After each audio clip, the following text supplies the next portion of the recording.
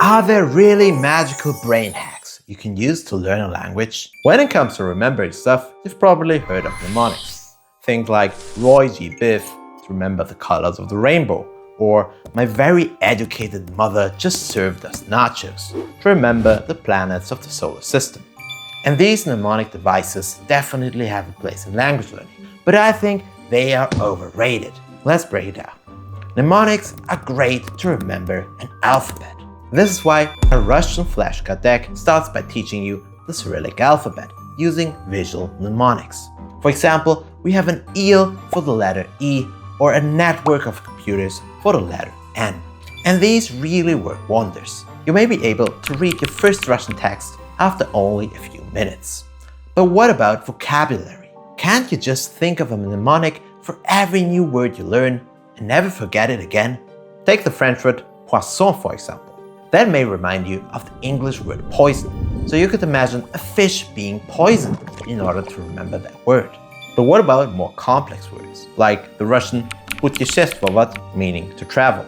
I couldn't think of anything to remember that one easily. And here we have the core issue of mnemonics. It takes considerable time and mental energy to create them. And honestly, if I had to create a mnemonic for every new word I learn, I'd quit language learning altogether. So what should you do instead? I'd like you to think about how mnemonics usually work. We connect a new piece of information with something we already know. And mnemonics are not the only way to do that.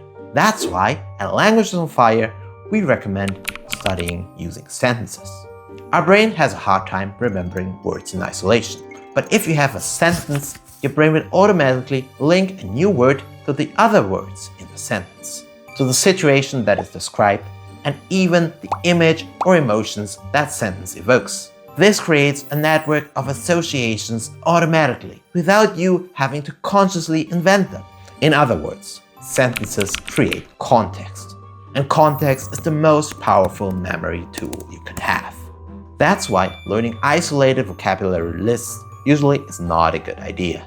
And there's another point to make. Mnemonics are best for active recall, so you're having to reproduce a word actively. And if you're preparing for a test, that's necessary, of course. But if you're learning a language on your own, don't force yourself to active recall prematurely. Instead, focusing on comprehension first will save you a lot of time and effort. If you've seen a word a few times in context, it will be much easier for your brain to reproduce it. So to sum it up, mnemonics are great for learning an alphabet or for the occasional tricky word. But when it comes to vocabulary, context is the way to go. So now I'm curious, are you using mnemonics in your language learning? Are you using context? Let me know in the comments. Thanks for watching, and I'll see you in the next video.